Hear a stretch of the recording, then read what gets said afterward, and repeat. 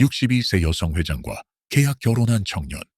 그런데 유언장엔 그의 이름이 없었습니다. 뭐라고? 이럴 순 없어. 낡은 반지하 방, 곰팡이 냄새 속에서 37시간을 버티던 청년 이준. 그에게 날아든 한 통의 문자. 제주 고급 별장, 일당 35만. 즉시 출발 가능. 생존을 위해 선택한 그 비행기는 그를 하루아침에 8천억 CEO의 남편으로 만들어 버립니다. 계약서 한 장으로 시작된 부부의 삶, 포르츠의 블랙카드, 그리고 금도금 수도꼭지. 모든 게 완벽해 보였지만 어느 날 그는 유언장에서 자신의 이름이 없다는 걸 알게 됩니다. 단 한 줄도. 이 결혼 그냥 쇼였던 거야? 분노와 배신, 그리고 끝없는 의문. 하지만 진짜 이야기는 지금부터 시작됩니다. 이건 돈과 사랑, 계약과 운명 사이에서 한 남자가 찾아낸 진짜 가족의 의미에 대한 이야기입니다. 마지막 장면까지 절대 놓치지 마세요. 구독과 좋아요를 눌러주시고 어디에서 보고 계신지도 댓글로 남겨주세요. 여러분의 관심이 다음 이야기를 만듭니다. 퀴퀴한 곰팡이 냄새가 코를 찌르는 부산 해운대 뒤편의 반지하 원룸. 겉으론 화려한 관광 명소지만 불과 500m 터만 벗어나면 펼쳐지는 잊혀진 세계. 바다에서 불어오는 거친 바람은 여기선 낭만이 아닌 창틀을 흔들어대는 공포의 원인이었다. 젠장 또 누수야. 강희준은 천장에서 뚝뚝 떨어지는 빗물을 플라스틱 통에 받으며 한숨을 내쉬었다. 13평 남짓한 이 지하 감옥에선 여름엔 검은 곰팡이가 벽 전체를 뒤덮고 겨울엔 바깥 기온보다 더 추웠다. 빚 때문에 신용등급 8등급에 추락한 그에게 보증금 100만 원에 이 지옥이 유일한 선택지였다. 벽에 붙어있는 오래된 대학 졸업사진. 한때 스타 다음에 아이유라 불리며 음대 수석으로 졸업했던 그의 환한 웃음은 이제 찾아볼 수 없었다. 33번의 오디션 탈락, 5번의 계약 직전 파기. 그의 꿈은 조각나 발밑에 떨어졌다. 이준아, 또 야간이야? 어제도 안 잤다며 살인하려고? 편의점 사장님의 걱정 어린 잔소리에 그는 무표정하게 고개만 끄덕였다. 37시간째 깨어있는 상태. 아침 9시부터 오후 3시까진 배달 앱으로 음식을, 4시부터 7시까진 건설 현장에서 벽돌을, 밤 9시부터 아침 6시까진 편의점 야간 알바를, 주말엔 결혼식장 서빙까지. 이게 그의 일상이었다. 휴대폰에는 빨간색 알림이 끝없이 쌓여 있었다. 긴급 카드값, 연체 사회, 강제 변제 조치 예정, 최종 월세 납부, 3일 내에 미납 시 퇴거 조치, 경고 학자금 대출 상환, 급여 압류 진행 중, 부재중 대부업체 행복대출, 전화 37호에. 오늘 통장 잔고는 고작 8,720원. 앞으로 5일을 버틸 식비도 없었다. 화장실 거울 속 자신의 모습은 더 이상 알아볼 수 없었다. 눈 밑의 다크서클은 마치 멍든 것처럼 퍼져 있고 섬유질 하나 없는 라면으로 연명한 몸은 뼈만 앙상했다. 1년 전 89kg이던 체중은 이제 61kg.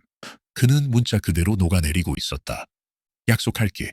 가족들한텐 손 안 벌릴 거야. 혼자 해결할 거라고.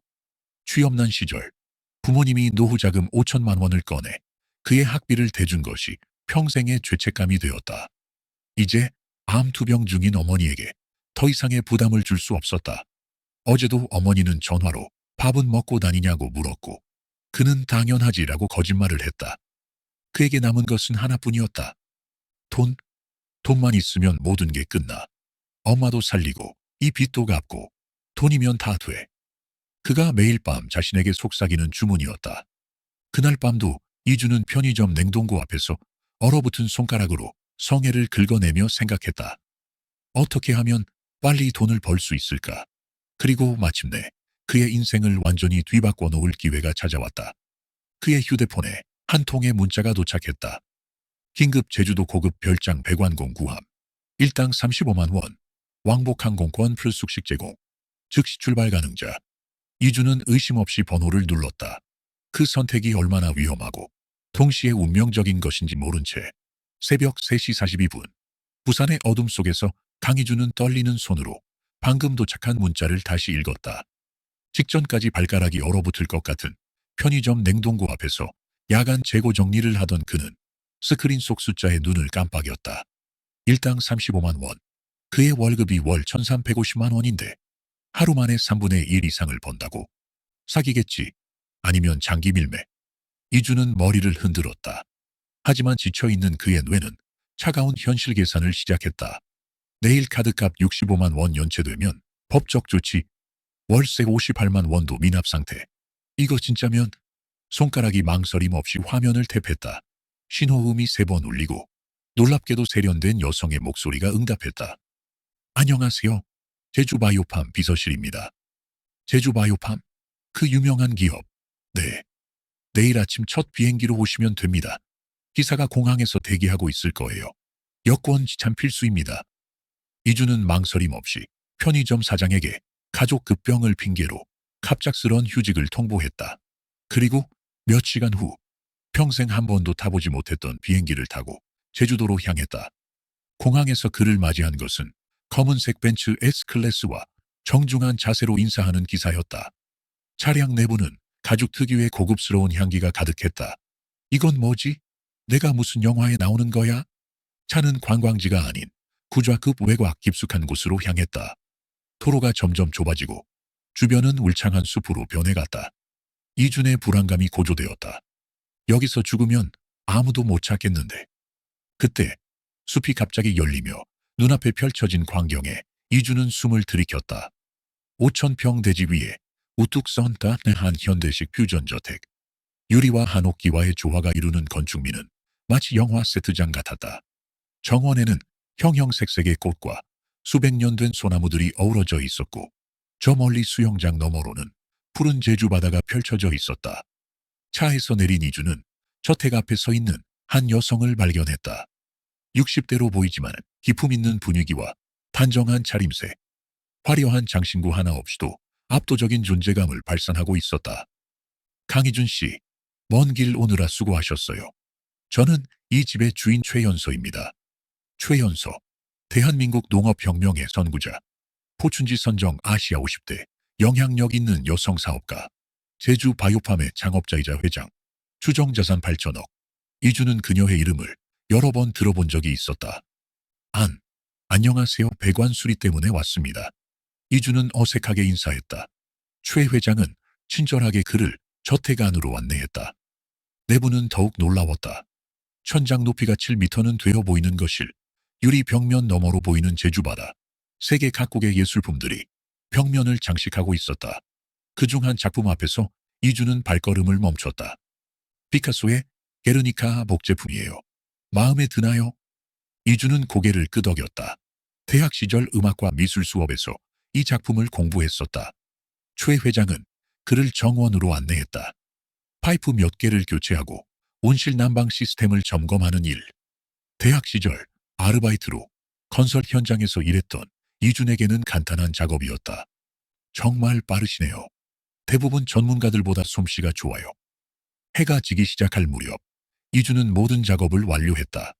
최 회장은 그에게 테라스에서 저녁 식사를 함께 하자고 제안했다. 오늘 밤 부산으로 돌아가실 건가요? 마지막 비행기는 이미 출발했을 텐데요. 그럼 내일 아침 첫 비행기로. 괜찮다면 오늘 저녁 함께 식사하고 게스트룸에서 하루 묵어 가세요. 특별 요리를 준비했거든요. 테라스에 차려진 식탁은 그야말로 영화 속 장면이었다. 해질녘 제주바다를 배경으로 은은한 조명 아래 프라이빗 셰프가 차린 음식들. 이준의 평생 처음 맛보는 와인은 1968년산 샤또 라피트. 한 잔 가격이 그의 월세보다 비쌌다. 대화는 자연스럽게 이어졌다. 최 회장은 놀라울 정도로 좋은 청취자였다. 이준의 음악 경력, 좌절, 그리고 현재의 어려움까지. 그는 계획에 없던 자신의 이야기를 털어놓고 있었다. 33번의 오디션 탈락이라 쉽지 않았겠네요. 네, 이제는 포기했어요. 생존이 우선이니까요. 디저트로 수제 티라미수가 나왔을 때 최 회장은 갑자기 화제를 바꿨다. 이준 씨, 결혼에 대해 어떻게 생각하시나요? 결혼이요? 글쎄요. 현실적으로 불가능한. 제 말은 저와의 결혼에 대해서요. 와인잔을 들고 있던 이준의 손이 얼어붙었다. 그가 놀라서 고개를 들자 최 회장의 눈빛은 생각보다 진지했다. 농담이시죠? 전혀요. 진지한 제안입니다. 이준의 머릿속이 하얘졌다. 식탁 위 촛불이 흔들리는 것처럼 현실감이 왜곡되는 느낌이었다. 저는 나이가 들었고 법적으로 제 일을 도와줄 사람이 필요해요. 제 건강을 챙겨줄 사람도요. 최 회장은 차분하게 계속했다. 물론 사랑이나 감정적 관계를 요구하는 건 아닙니다. 철저히 계약 관계로 생각하세요. 당신에게는 안정된 미래와 걱정 없는 생활을 보장합니다. 이주는 여전히 충격 상태였다. 하지만 왜 하필 저죠? 저는 그냥 배관공으로 부른 우연이 아니에요. 당신을 6개월 전부터 지켜봤어요. 최 회장의 말에 이주는 등골이 오싹해졌다. 당신의 인생을 조사했습니다. 부모님의 암 투병, 학자금 대출, 카드 빚, 편의점과 배달 아르바이트. 당신의 삶에서 보여준 인내와 성실함이 인상적이었어요. 이주는 소름이 돋았다. 그의 사생활이 모두 조사당했다는 사실이 섬뜩했다. 무엇보다 당신에겐 절박함이 있어요.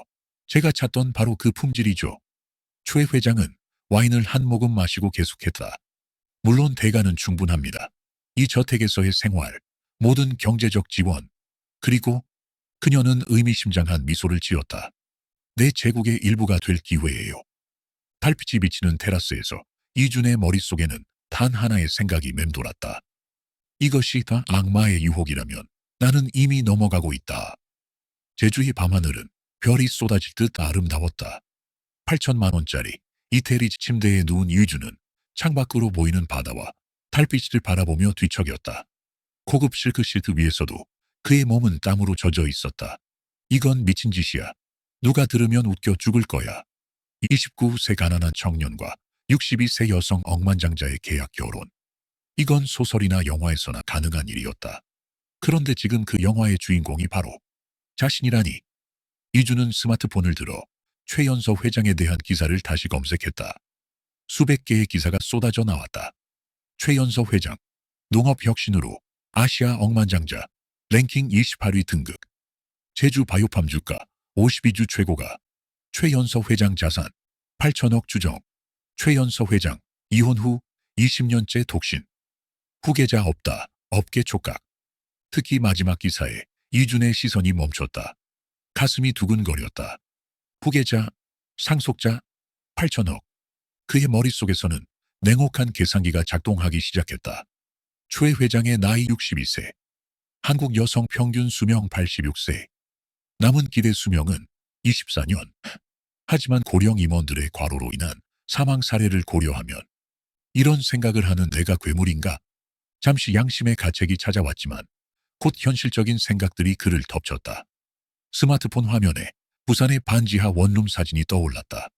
비 오는 날이면 물이 새고 겨울이면 창문 틈으로 찬바람이 들어와 이불 2개를 덮고도 떨어야 했던 그곳. 다시 그 지옥으로 돌아가야 할까? 카드 대금 연체 알림, 밀린 월세, 암 투병 중인 어머니의 약값. 현실은 냉혹했다. 이건 거래야. 단순한 거래. 감정적으로 생각하지 마. 그는 침대에서 일어나 창가로 다가갔다. 저택 아래로 펼쳐진 개인 해변에는 달빛이 은은하게 비치고 있었다. 그가 가진 전 재산이 200만 원도 안 되는데 이 해변만 해도 수십억은 좋게 넘을 것이다. 이주는 게스트룸 욕실로 걸어갔다. 24kg 금으로 도금된 수도꼭지에서 물을 틀고 얼굴을 씻었다. 거울 속에 비친 자신의 모습은 낯설었다. 너는 누구야? 그가 자신에게 물었다. 음악을 사랑했던 대학생, 33번의 오디션에 실패한 패배자, 빚쟁이? 아니면 예비 백만장자? 최 회장이 내건 조건들이 머릿속을 맴돌았다. 감정적, 육체적 관계 없음, 단순 법적 동반자 관계, 그녀의 건강과 일상적인 일도움, 사업상 모임에서 남편 역할 수행, 개인 생활은 자유, 단 스캔들 금지, 대가, 모든 물질적 지원 플러스 기회. 그는 마지막 항목에 집중했다. 기회란 무엇일까? 상속? 사업 참여? 아니면 다른 무언가? 침대로 돌아온 이주는 스마트폰의 계산기 앱을 열었다. 최 회장의 자산 중 1%만 상속받아도 80억, 0.1%만 받아도 8억. 그 돈이면 다 어머니 암 치료비, 모든 빚을 갚고도 다 평생 편안하게 살 수 있는 금액이었다. 그리고 29세와 62세, 나이 차이가 33살. 이주는 자신이 얼마나 비도덕적인 생각을 하고 있는지 깨달았다. 그는 실제로 최 회장의 죽음과 그 이후의 상속을 계산하고 있었다. 마치 악마가 영혼의 계약서를 들이미는 것 같은 상황이었다. 새벽 하늘이 붉게 물들기 시작했다. 이주는 밤새 한숨도 자지 못했다. 그의 가슴에서는 양심과 현실, 도덕과 생존 본능이 처절하게 싸우고 있었다. 아침 식사 시간, 최 회장은 테라스에서 그를 기다리고 있었다. 라벤더 향이 은은한 티세트와 함께 건강식 아침 식사가 준비되어 있었다. 잘 주무셨어요? 최 회장의 표정은 평온했다. 마치 어제 저녁에 충격적인 제안이 없었던 것처럼. 이주는 생각보다 차분한 목소리로 대답했다. 결정했습니다. 그는 잠시 숨을 고르고 말을 이었다. 야, 결혼하겠습니다. 최 회장의 입가에 미소가 번졌다. 기쁨? 만족? 아니면 승리? 후회하지 않을 거예요, 이준 씨. 그녀의 말에는 묘한 확신이 담겨 있었다. 마치 이준의 미래를 이미 알고 있는 것처럼. 일주일 후, 이준은 자신의 과거를 정리하기 위해 부산으로 돌아갔다.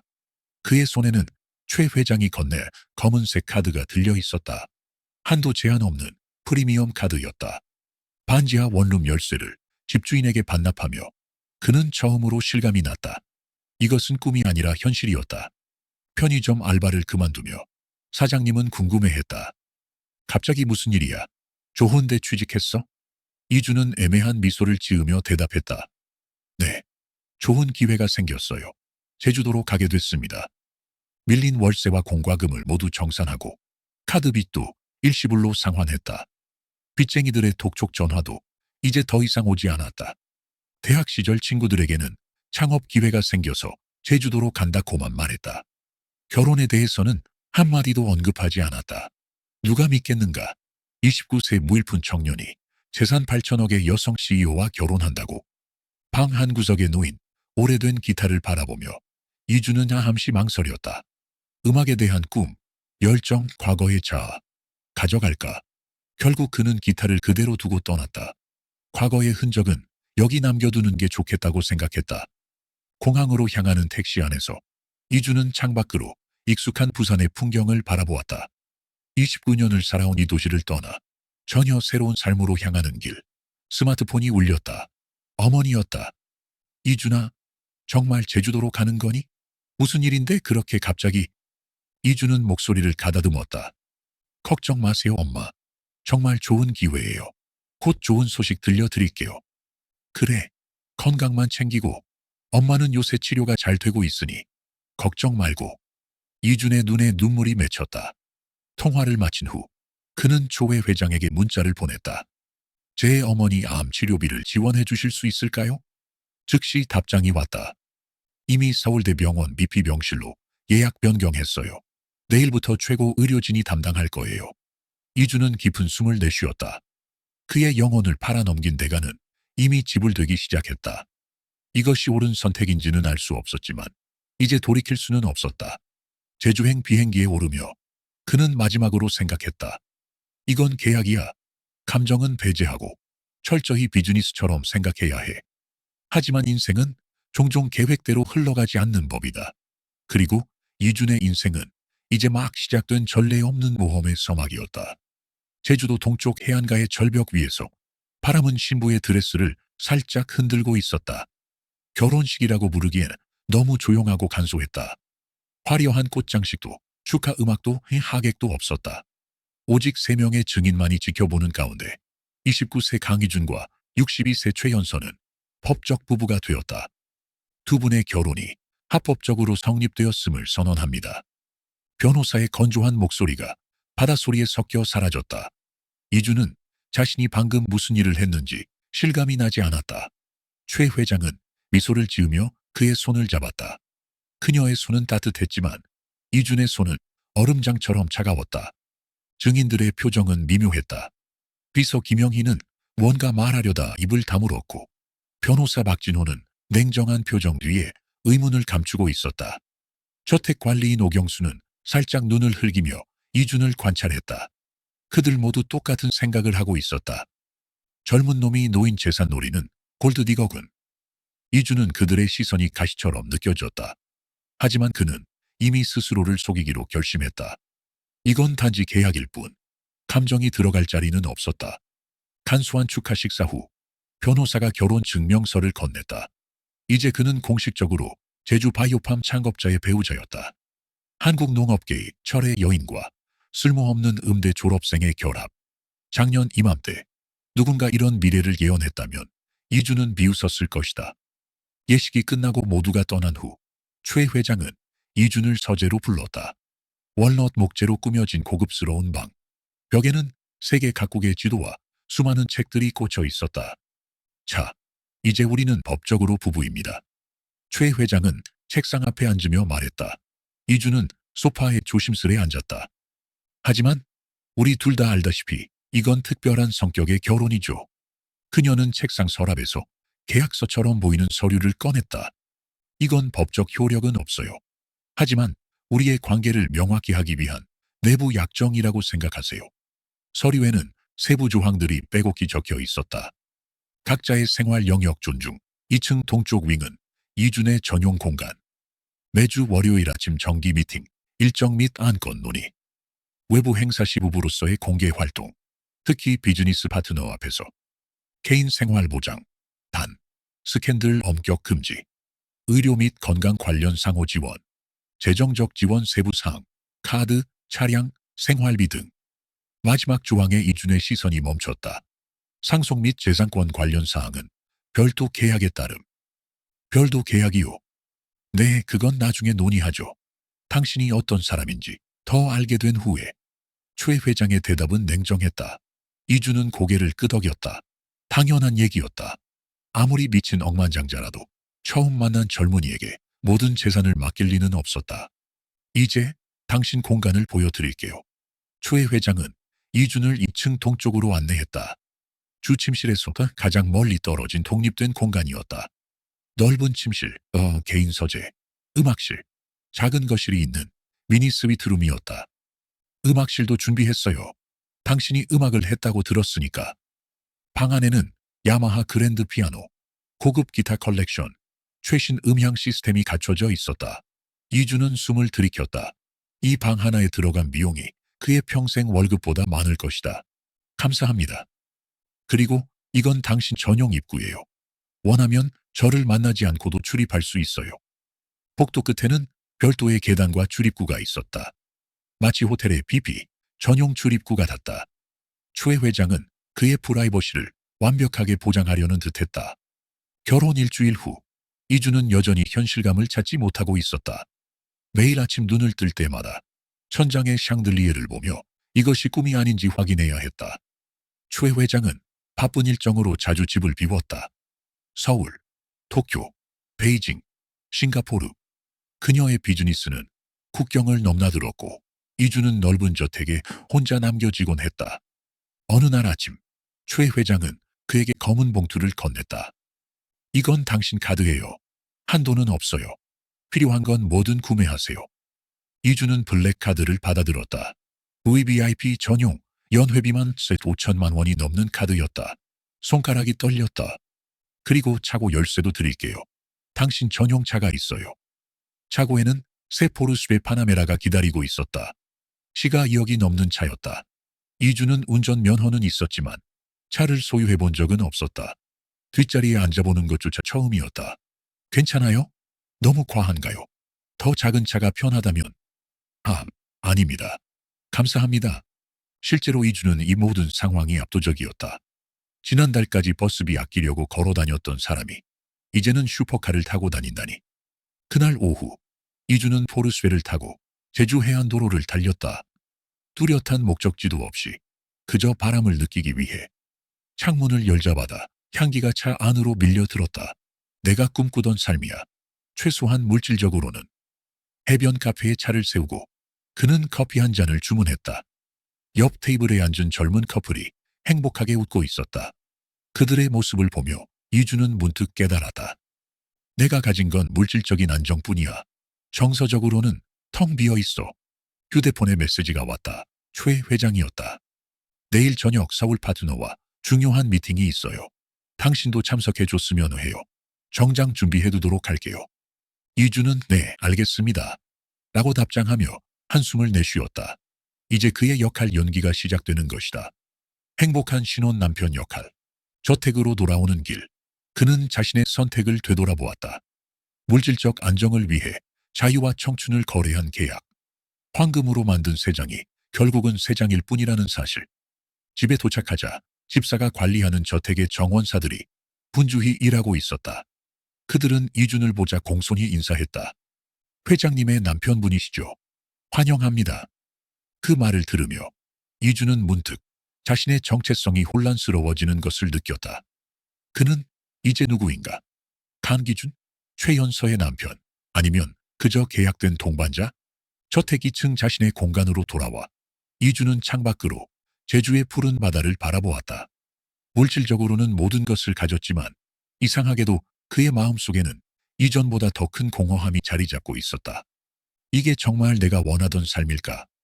그 질문에 대한 답을 찾기도 전에 그를 기다리고 있던 충격적인 진실이 모습을 드러내려 하고 있었다. 태양이 제주 바다에 반사되어 저택 내부를 황금빛으로 물들이는 오후. 결혼 후 정확히 70이 시간이 지난 시점이었다. 최 회장은 급한 비즈니스 미팅을 위해 서울로 떠났고 이주는 거대한 저택에 혼자 남겨졌다. 이렇게 큰 집에 혼자라니. 이주는 마치 그 박물관을 둘러보는 관람객처럼 저택을 탐험하기 시작했다. 1층에 와인 저장고 800병 수용 가능, 실내 수영장, 영화관, 그리고 2층으로 올라가 다양한 객실들을 살펴보았다. 모든 방이 각기 다른 테마로 꾸며져 있었다. 프랑스풍 객실, 일본식 다다미방, 모로코 스타일의 게스트룸. 마침내 그는 최 회장의 개인 서재 앞에 도착했다. 무거운 나무 문이 살짝 열려 있었다. 들어가도 괜찮을까? 잠시 망설이다가 호기심을 이기지 못한 그는 문을 밀고 들어갔다. 서재는 그가 상상했던 것보다 훨씬 웅장했다. 천장까지 이어진 책장들, 18세기 프랑스제 책상, 오래된 지구본, 그리고 전체 벽면을 차지하는 세계 지도. 창문 너머로는 제주 바다가 시원하게 펼쳐져 있었다. 와, 영화에서나 보던 방이네. 이주는 책장을 둘러보았다. 경제서, 철학서, 예술 관련 서적들이 빼곡했다. 그는 무작위로 한 권을 꺼냈다. 헤르만 헤세의 데미안이었다.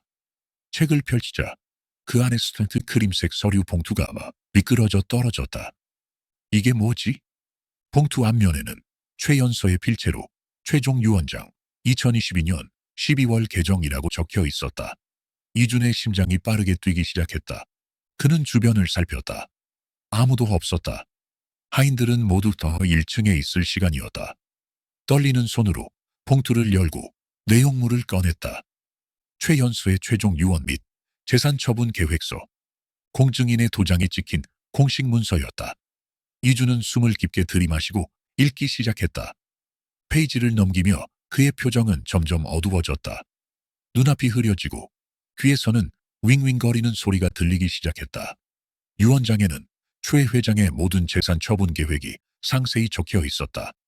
현금성 자산, 예금, 주식, 채권 등 총 5,700억 원의 80%는 제주희망재단에 기부, 나머지 20%는 최 회장의 조카, 최지민과 최준서에게 균등 분배, 제주저택과 서울 펜트하우스는 제주희망재단의 교육시설로 전환, 회사 지분 47%는 임직원 지주회사로 이전, 그리고 가장 충격적인 부분, 그 어디에도 이준의 이름은 없었다.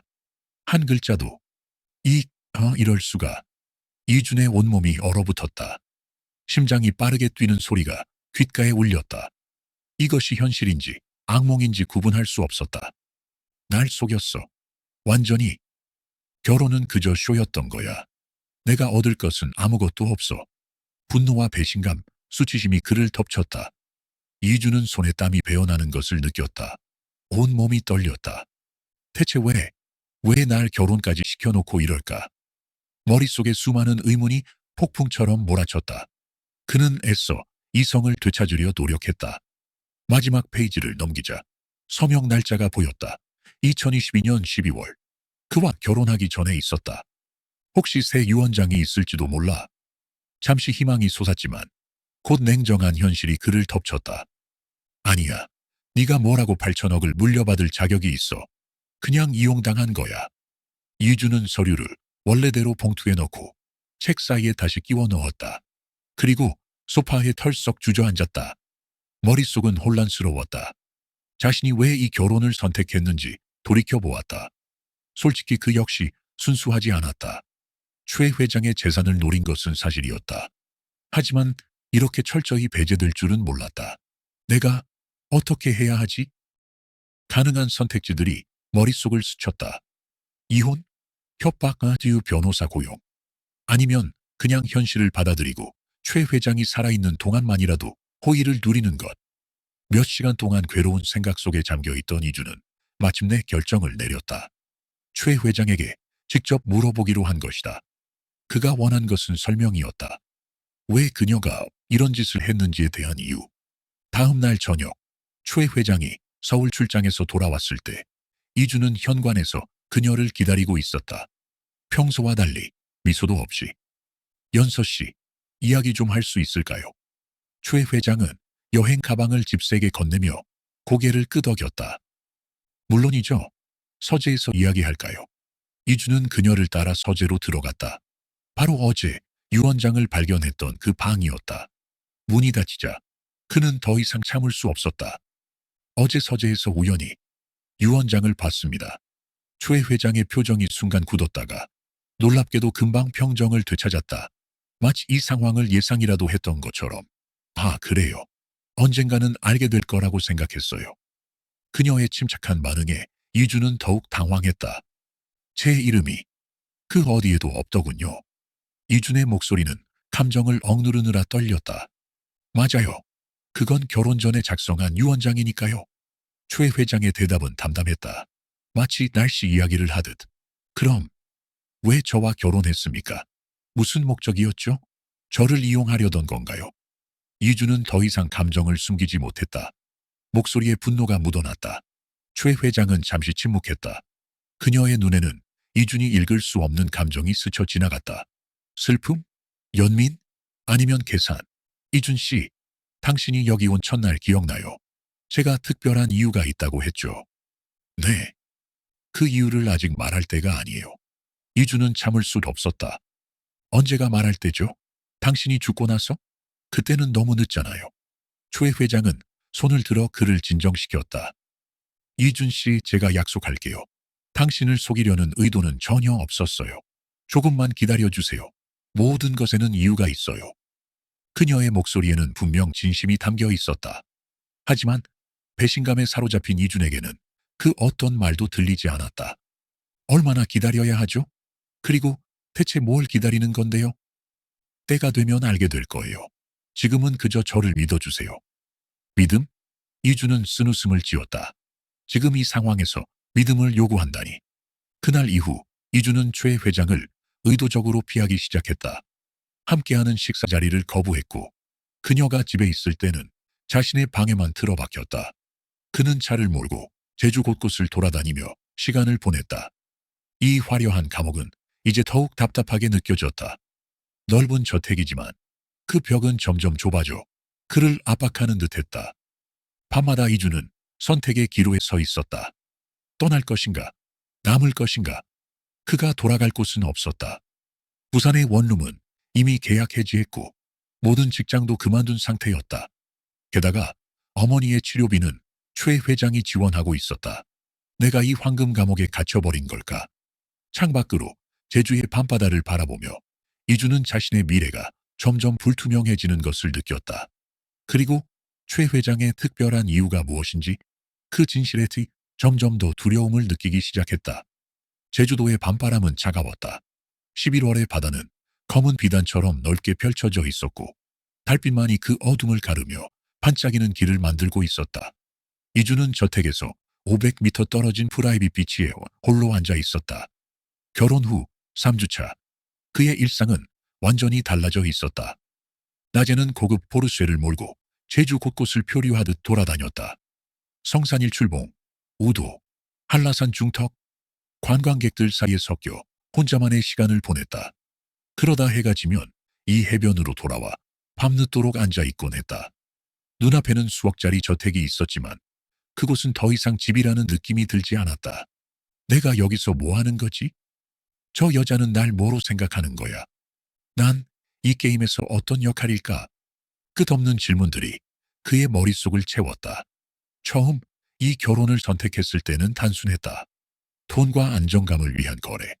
하지만 유언장이라는 폭탄을 발견한 후 모든 것이 혼란스러워졌다. 한편으로는 배신감과 분노가 치밀었다. 그는 이미 유튜브에서 혼인 무효 소송에 대한 영상들을 찾아보기까지 했다. 하지만 다른 한편으로는 편안한 생활을 잃을까 두려웠다. 어머니의 치료비는 최 회장이 부담하고 있었고 그의 통장에는 평생 처음으로 10억이 넘는 금액이 들어와 있었다. 그냥 돈 때문에 남아있는 거라면 난 정말 최저점까지 내려간 거야. 자조적인 웃음이 새어나왔다. 바다를 바라보며 그는 한숨을 내쉬었다. 바닷소리가 정말 아름답죠. 갑작스러운 목소리에 이주는 깜짝 놀라 뒤를 돌아보았다. 최현서가 그의 뒤에 서 있었다. 평소와 달리 캐주얼한 리넨 옷차림에 머리는 자연스럽게 풀려 있었다. 차가운 달빛 아래서도 그녀의 존재감은 강렬했다. 여기서 뭐 하세요? 이준의 목소리는 무뚝뚝했다. 최 회장은 대답 대신 그 옆에 조용히 앉았다. 잠시 침묵이 흘렀다. 당신을 찾고 있었어요. 요즘 대화가 없네요. 할 말이 없어서요. 이준은 시선을 바다에 고정한 채 대답했다. 정말요? 나는 할 말이 많은데. 파도가 해변을 치는 소리만이 두 사람 사이에 흐르고 있었다. 바다 위로 펼쳐진 달빛의 길은 마치 다른 세계로 가는 통로처럼 보였다. 이준 씨, 최 회장이 마침내 입을 열었다. 저는 이 결혼이 당신에게 단순한 거래가 아니라 기회가 되길 바랐어요. 이준은 비웃음을 참지 못했다. 어떤 기회요? 속임수의 기회. 자신이 진짜 원하는 것이 무엇인지 깨닫는 기회요. 이준은 처음으로 그녀와 눈을 마주쳤다. 달빛에 비친 최 회장의 얼굴은 평온해 보였다. 60이 세라는 나이가 믿기지 않을 만큼 고요한 아름다움이 있었다. 당신은 음악을 하고 싶었지만 포기했죠. 왜요? 질문은 직설적이었고 이준은 잠시 당황했다. 현실이 있으니까요. 꿈만 쫓다가는 굶어 죽을 수도 있으니까.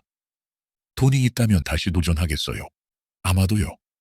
이준 씨, 당신에게는 이제 돈이 있어요. 그런데 왜 아직 도전하지 않나요? 그 질문은 이준의 심장을 정확히 관통했다. 그는 입을 열었다가 다시 닫았다. 정말이지 대답할 수도 없었다. 그녀의 말이 옳았다. 이제 그에게는 돈이 없어서라는 핑계가 통하지 않았다. 그런데도 그는 음악실에 들어가 한 번도 피아노를 치거나 기타를 잡지 않았다. 모르겠어요. 그의 목소리는 작아졌다. 최 회장은 의미심장한 미소를 지었다. 당신이 정말 원했던 건 음악이 아니라 안정감이었을지도 모르죠. 그리고 이제 그것을 얻었으니 무엇을 해야 할지 모르는 거고요. 그 순간 이주는 자신의 내면에 누군가가 비춘 강렬한 빛을 느꼈다. 그녀의 말은 너무나 정확했다. 그가 진정으로 원했던 것은 돈 자체가 아니라 안정감이었다. 빛 독촉에 시달리지 않는 삶, 매일을 생존 모드로 살지 않아도 되는 안정감. 그리고 이제 그것을 얻었으니 그의 삶은 목적을 잃어버린 것처럼 느껴졌다. 내일 같이 어디 좀 가볼까요? 최 회장이 갑자기 제안했다. 어디요? 제가 자주 가는 곳이에요. 당신에게 보여주고 싶은 것이 있어요. 다음 날 아침, 최 회장은 직접 운전대를 잡았다. 이주는 조수석에 조용히 앉아 창밖을 바라보았다. 차는 제주시 외곽의 한적한 마을로 향했다. 관광객들이 잘 찾지 않는 곳이었다. 그들이 멈춘 곳은 작은 골목 안쪽에 자리한 2층짜리 건물이었다. 간판에는 제주희망센터라고 적혀 있었다. 여기가 바로 유원장에 나온 제주희망재단의 활동센터예요. 최 회장의 말에 이준의 호기심이 솟았다. 이곳이 그의 유산을 가져갈 주인공이었다. 건물에 들어서자 활기찬 에너지가 그들을 맞이했다. 1층 로비는 다양한 연령층과 국적의 사람들로 붐볐다. 아이들은 공부방에서 수업 중이었고 노인들은 한쪽에서 건강 체크를 받고 있었다. 외국인들로 보이는 사람들은 한국어 교실에 모여 있었다. 회장님, 연서 씨, 선생님. 사람들이 최 회장을 발견하자 여기저기서 반가운 인사가 쏟아졌다. 그녀는 모두에게 친근하게 대답하며 아이들의 이름을 써 하나하나 기억하고 있었다. 이곳은 제가 10년 전에 설립한 센터예요. 제주도 내 취약계층, 특히 아이들과 노인들, 그리고 이주 노동자들을 위한 공간이죠. 최 회장은 이준을 센터 곳곳으로 안내했다. 서민적인 공간이었지만 필요한 모든 것이 완벽하게 갖춰져 있었다.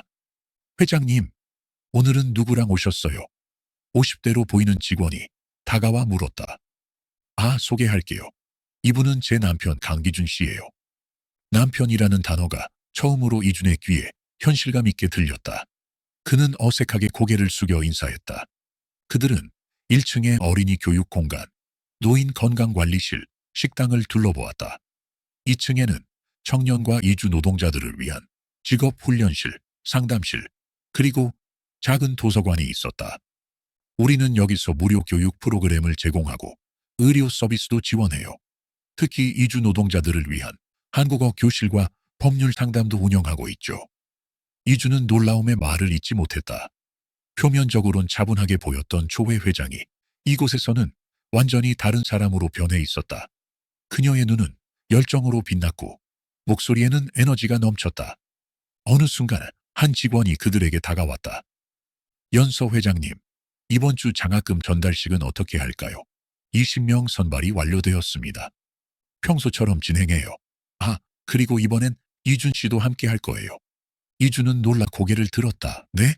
저요. 네, 괜찮죠. 이번 주 토요일이에요. 지역 내 저소득층 청소년들에게 장학금을 전달하는 행사예요. 거절할 이유가 없었다. 사실 이런 행사에 참여해 본 적이 없었기에 호기심도 있었다. 센터 투어가 끝난 후 최 회장은 이준을 근처 작은 카페로 데려갔다. 창가 자리에 앉아 두 사람은 커피를 마셨다. 어떤가요, 이곳? 최 회장이 물었다. 놀랍습니다. 이준은 진심으로 대답했다. 정말 많은 일을 하고 계시네요. 이게 제 진짜 일이에요. 농업 스타트업은 그저 수단일 뿐이죠. 수단이요? 네. 이런 활동을 위한 자금을 마련하는 수단이요. 그녀의 눈이 빛났다. 제 인생의 목표는 돈을 버는 게 아니라 버는 돈으로 무엇을 할 수 있는지를 보여주는 거예요. 그녀의 말은 이준에게 충격이었다. 지금까지 그는 돈을 최종 목표로 살아왔다. 하지만 최 회장에게 돈은 목표가 아니라 수단에 불과했다. 그것도 다른 이들의 삶을 변화시키기 위한 수단. 이준은 천천히 이해하기 시작했다. 유원장에 제 이름이 없는 이유도 이 때문인가요? 최 회장은 미소 지었다. 똑똑하시네요. 맞아요. 제 재산 대부분은 이 재단으로 가게 될 거예요. 8천억이라는 돈이 개인에게 가는 것보다 수천 명의 삶을 바꾸는 데 쓰이는 게 맞다고 생각해요. 이준은 고개를 숙였다. 그의 계산적인 결혼 동기가 얼마나 작고 이기적으로 보일지 생각하니 부끄러웠다. 하지만 그건 당신이 아무것도 받지 못한다는 뜻은 아니에요. 이준은 고개를 들었다. 그럼? 최 회장은 커피를 한 모금 마시고 창밖을 바라보았다. 그녀의 표정은 수수께끼 같았다. 때가 되면 알게 될 거예요. 서두르지 마세요, 이준 씨. 그날 밤, 이준은 자신의 방으로 돌아와 오랜만에 음악실로 들어갔다. 그랜드 피아노 앞에 앉아 천천히 건반을 눌러보았다. 소리가 방 안에 울려 퍼졌다. 잊고 있던 감각이 그의 손가락 끝으로 돌아왔다.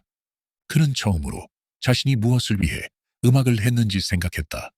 인정받기 위해, 돈을 벌기 위해, 아니면 정말로 누군가에게 위로와 희망을 전하기 위해. 이준은 천천히 쇼팽의 녹턴을 연주하기 시작했다. 음악이 그의 영혼을 다시 깨우는 듯했다. 연주를 마치고 문득 고개를 들자 최 회장이 문가에 기대어 서 있는 것이 보였다. 언제부터 그곳에 있었는지 알 수 없었지만 그녀의 눈에는 따뜻한 미소가 깃들어 있었다. 아름다웠어요. 그녀가 말했다. 이준은 약간 부끄러워하며 피아노 뚜껑을 닫았다. 오랜만이라 많이 서툴러요. 서툴지만 진심이 담겨 있었어요. 그게 중요한 거죠. 이준은 피아노에서 일어나 창가로 걸어갔다. 제주의 저녁 바다가 붉게 물들어 있었다. 그의 마음속에도 무언가가 서서히 변하고 있었다. 센터에 있던 아이들. 그가 물었다. 정말 음악을 배우고 싶어 하는 아이들도 있던데 그런 아이들에게 음악을 가르칠 수 있는 프로그램은 없나요? 최 회장의 눈이 반짝였다. 아직은 없어요. 혹시 당신이 도움을 줄 생각이 있나요? 이주는 자신도 예상치 못한 대답을 했다. 생각해 볼게요. 그날 밤, 이주는 오랜만에 깊은 숙면을 취했다. 그의 꿈속에는 아이들이 연주하는 음악 소리가 울려 퍼졌고 문득 그 속에서 그 자신의 어린 시절 모습도 보였다. 처음 피아노를 만졌을 때의 그 순수한 기쁨, 음악 그 자체를 위해 연주하던 그 시절의 꿈이. 다음 날 아침, 그는 초회 회장에게 물었다. 센터에서 또 음악 교실을 열어볼까 합니다. 제가 가진 것을 나눠볼 수 있을 것 같아요. 초회 회장은 미소 지었다. 좋은 생각이에요. 당신의 재능을 그런 식으로 나눌 수 있다면 그건 정말 가치 있는 일이 될 거예요. 아직 확실한 건 아니에요. 그저 시도해보고 싶을 뿐이죠. 모든 위대한 일은 작은 시도에서 시작되니까요. 이주는 어쩐지 가슴이 따뜻해지는 것을 느꼈다. 오랫동안 꺼져 있던 불씨가 다시 살아나는 듯한 감각. 그것은 단순한 음악에 대한 열정이 아니었다. 그것은 무언가 더 큰, 더 의미 있는 것을 향한 첫걸음이었다. 그가 몇 개월 전에는 상상조차 할 수 없었던 방향으로 그의 인생은 서서히 변화하기 시작했다. 유언장의 충격, 배신감, 분노를 통해 그는 의도치 않게 새로운 길로 들어서고 있었다. 돈으로 무엇을 할 수 있는지 보여주는 것. 초회 회장의 말이 그의 귓가에 맴돌았다. 아마도 그는 이제야 그 말의 진정한 의미를 조금씩 이해하기 시작한 것인지도 모른다. 토요일 아침, 이주는 조용히 포르쉐의 키를 내려놓고 버스를 탔다. 제주희망센터에 가는 길이었다. 수억 원짜리 차량 대신 등교하는 아이들과 장바구니 든 노인들 틈에 섞여 그는 처음으로 제주를 사람들 속에서 바라봤다. 센터 앞 희망 나눔 장학금 수여식이라는 플래카드가 바람에 나부꼈다. 아, 이준 씨, 일찍 오셨네요. 센터장 김영수는 환하게 인사하며 이준을 행사장으로 안내했다. 간소하지만 따뜻한 무대, 아이들과 가족들을 위한 자리. 우린 성적보다 가능성을 봐요. 환경이 어려워도 반짝이는 아이들이 있거든요. 오늘은 그런 아이들에게 장학금을 전달하는 날입니다. 이준은 고개를 끄덕였다. 그 역시 장학금으로 버틴 시간들이 있었기에 이 자리의 의미를 누구보다 잘 알고 있었다. 잠시 후 장학생들이 속속 도착했다. 초등학생부터 고등학생까지. 다소 긴장한 표정. 그 안엔 설렘과 기대가 섞여 있었다. 그리고 그 순간 회장 최연서가 도착했다. 오늘은 검은 정장이 아닌 따뜻한 회색 원피스 차림이었다. 그녀는 한 명 한 명에게 직접 눈을 맞추며 인사했다. 잘 왔어요. 오늘 멋진 하루가 될 거예요. 수여식이 시작됐다. 센터장의 간단한 인사말, 그리고 무대 위로 오른 초회 회장. 여러분은 단지 장학금을 받는 사람이 아닙니다. 여러분은 누군가의 기대고 이 사회의 희망입니다. 그녀는 어린 시절 어떻게 논밭에서 학비를 벌었고 그때 누군가의 도움으로 꿈을 이어갈 수 있었는지 이야기했다. 돈은 목적이 아닙니다. 그건 가능성을 열어주는 열쇠일 뿐이에요. 여러분이 이 열쇠로 자신의 문을 열 수 있길 바랍니다. 이주는 그 연설을 들으며 가슴 깊은 곳이 움직이는 것을 느꼈다.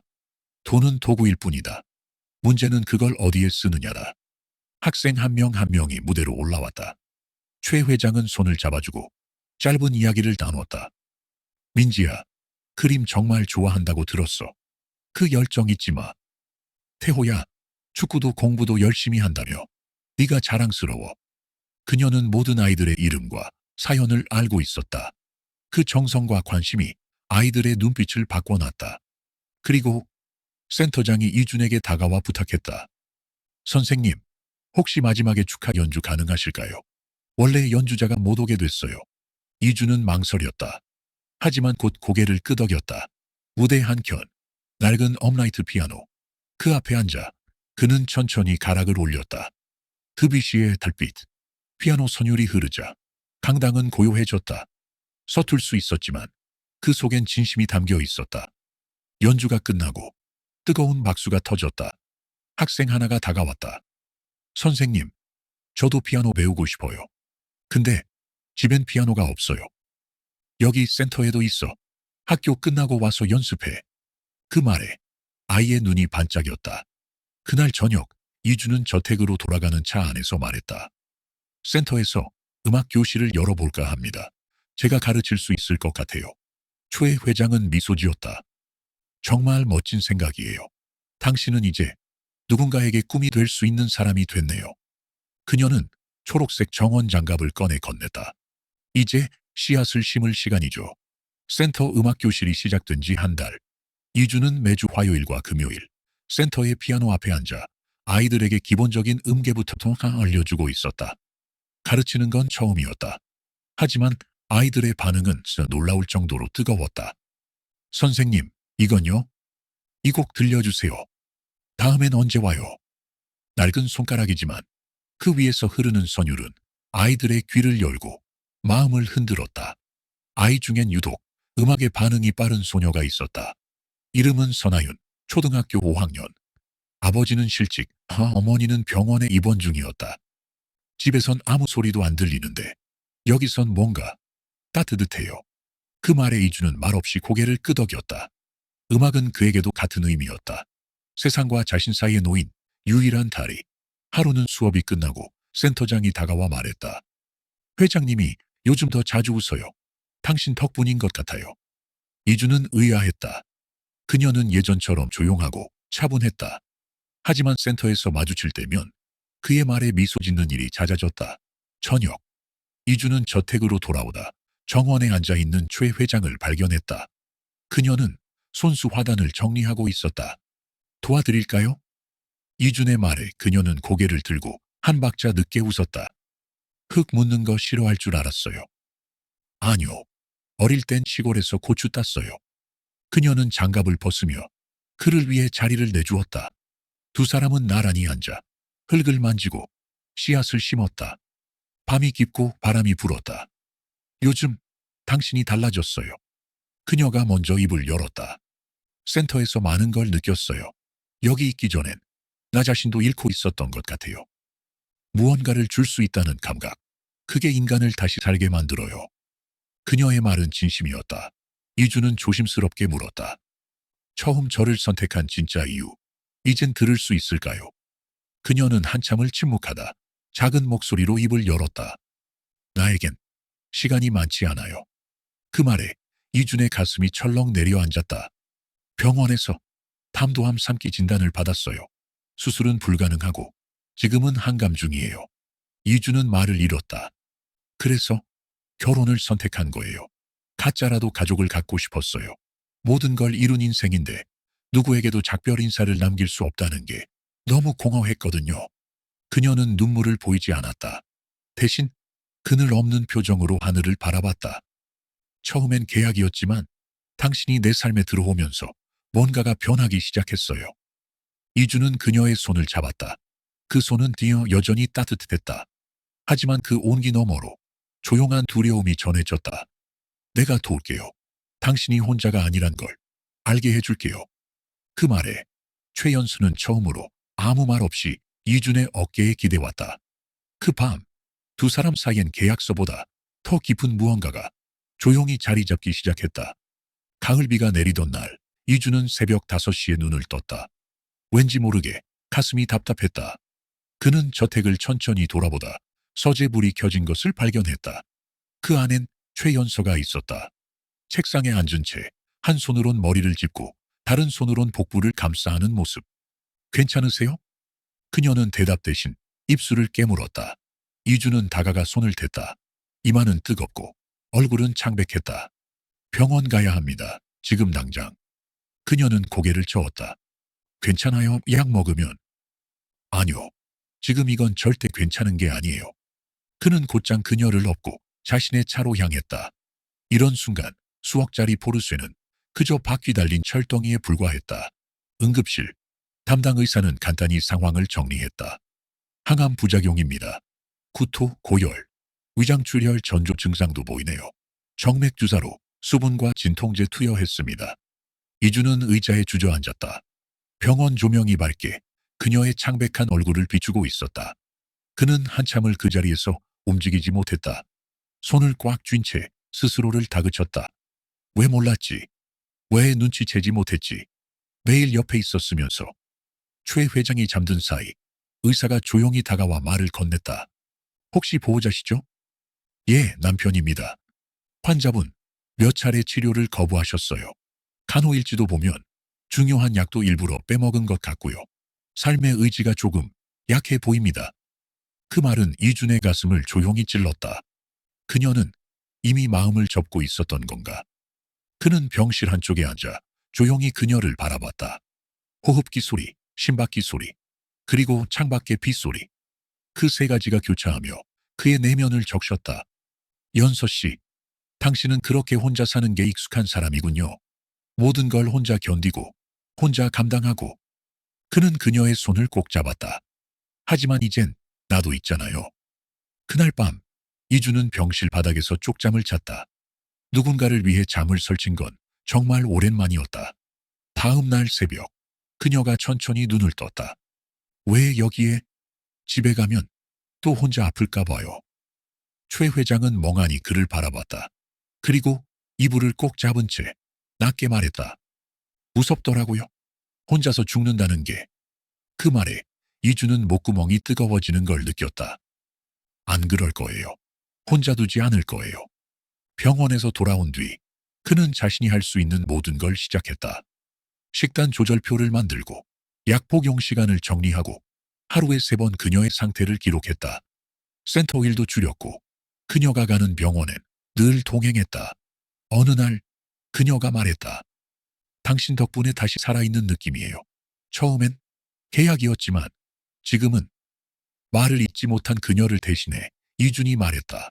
아, 지금은 가족이잖아요. 그 말에 최 회장은 고개를 돌렸다. 눈겐 조용히 맺힌 눈물이 흘러내리고 있었다. 겨울이 깊어졌다. 제주엔 눈이 드물지만 그 해는 예외였다. 이주는 거실 창밖으로 소복이 쌓이는 눈을 바라보다 따뜻한 보리차를 들고 방으로 들어갔다. 연서 씨 일어나요. 약 먹을 시간이에요. 최연서는 이불 속에서 천천히 몸을 일으켰다. 살은 더 빠졌고 손은 더욱 가늘어졌지만 눈빛만큼은 어딘가 단단해져 있었다. 그녀는 조용히 물었다. 이렇게까지 할 필요 없어요. 당신 아직 젊고 할 일도 많고. 이주는 웃었다. 전 지금 가장 중요한 일 하고 있는 거예요.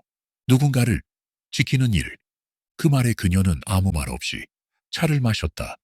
며칠 뒤 이주는 음악교실의 아이들과 작은 연주회를 준비했다. 센터 마당 한복판, 아이들이 만든 종이꽃과 카드로 꾸며진 무대. 이주는 연수에게 말했다. 오늘은 당신을 위한 공연이에요. 그동안 당신이 나눈 모든 것들을 아이들이 음악으로 돌려주는 거예요. 최연서는 휠체어를 타고 무대 앞에 앉았다. 아이들이 차례로 등장해 피아노를 치고 노래를 부르고 바이올린을 연주했다. 음정은 엉성했고 박자는 흔들렸지만 그 안엔 진심이 담겨 있었다. 어느새 최연서의 눈가에 눈물이 맺혔다. 이 아이들 정말 많이 컸네요. 당신 덕분이죠. 센터가 없었으면 이 아이들도 없었을 거예요. 공연이 끝나고 아이들이 카드와 꽃을 건넸다. 선생님, 얼른 나와요. 다시 같이 노래해요. 그녀는 하나하나 이름을 부르며 아이들을 안아줬다. 그날 밤 저택의 거실에서 두 사람은 벽난로 앞에 마주 앉았다. 가끔 생각해요. 만약 우리가 계약이 아닌 진짜로 만났다면 어땠을까요? 이주는 천천히 고개를 저었다. 지금도 진짜예요. 우린 종이 한 장으로 시작했지만 이젠 서로의 삶이 됐잖아요. 그녀는 눈을 감았다. 그리고 말했다. 이준 씨, 혹시 나 죽으면 무서울까요? 이주는 침묵했다. 하지만 곧 낮은 목소리로 말했다. 무서울 거예요. 하지만 외롭게 보내지 않을 거예요. 최연서는 이준의 손을 잡았다. 당신은 내 인생 마지막에 도착한 가장 따뜻한 사람이에요. 그 말은 그 어떤 고백보다도 진심이었다. 며칠 후 이준은 법무팀으로부터 연락을 받았다. 회장님께서 유원장을 수정하셨습니다. 당신은 공식 상속인이자 재단 공동 운영 이사로 지정되셨어요. 이준은 말문이 막혔다. 정말 괜찮으세요? 최 회장은 조용히 고개를 끄덕였다. 이건 보상이나 미안함이 아니에요. 당신은 내 삶을 지켜냈고 이젠 그 삶을 이어가야 할 사람이니까요. 이주는 문득 한겨울 눈 속에 피어난 작은 들꽃이 떠올랐다. 차가운 바람을 뚫고도 꿋꿋하게 피어나는 그런 생명력. 그녀는 그런 사람이었고 이제 그는 그 씨앗을 이어갈 사람이 되었다. 3월의 제주. 봄 기운이 희미하게 스미던 어느 날, 이주는 말없이 일정을 정리했다. 그는 항공편을 예약했고, 호텔을 예약했고, 조용한 곳에 둘만을 위한 차를 대기시켰다. 그리고 그녀에게 말했다. 우리 잠깐 여행 다녀올까요? 최연서는 고개를 갸웃했다. 어디로요? 당신이 태어난 곳, 강원도 영월요. 그녀는 한동안 말이 없었다. 그 뒤 천천히 미소 지었다. 그래요, 한 번쯤은 다시 가보고 싶었어요. 이틀 뒤 두 사람은 작은 SUV에 몸을 실었다. 이주는 휠체어 대신 더 가벼운 접이식 의자를 챙겼다. 고속도로, 국도, 시골길, 하얀 매화가 피기 시작한 3월의 산길을 따라 차는 천천히 올라갔다. 도착한 곳은 낡은 초가집이 몇 채 남은 작은 마을. 그녀가 유년 시절을 보냈던 곳이었다. 저기 가을가 옆에 있는 집이었어요. 겨울이면 다시 물이 얼어서 한가리를 깨뜨리기도 했고. 그녀는 조심스럽게 마을을 걸었다. 이주는 조용히 그녀 옆을 지켰다. 그날 밤 작은 민박집에 머물며 그녀는 이불을 덮고 누운 채 낮은 목소리로 말했다. 이준 씨, 나 정말 행복했어요. 그 말이 이준의 가슴을 깊게 파고들었다. 나중에 당신이 기억해줬으면 해요. 내가 단지 병든 여자가 아니라 누군가를 사랑했고 누군가에게 사랑받았던 사람이라는 걸. 그는 말없이 그녀의 손을 잡았다. 그 손은 이제 깃털처럼 가벼웠다. 기억할게요. 끝까지 하나도 빠짐없이. 다음 날 새벽 그녀는 바닷가에 가고 싶다고 했다. 죽기 전에 한 번만 더 바다 냄새를 맡고 싶어요. 이주는 그녀를 안고 해변으로 향했다. 하늘은 흐렸고 바다는 조용히 숨을 쉬고 있었다. 그녀는 바람을 마셨다. 그리고 속삭이듯 말했다. 당신을 만나지 않았더라면 내 삶은 참 외로웠을 거예요. 이주는 미소 지으며 말했다. 그 말 반칙이에요? 너무 슬프잖아요. 가끔은 슬퍼도 괜찮아요. 인생이니까. 그녀의 눈이 감겼다. 잠든 듯 평온했고 눈기엔 작은 미소가 머물러 있었다. 이주는 말없이 바다를 바라봤다. 그 순간 파도가 바위에 부딪히며 묵직한 소리를 냈다.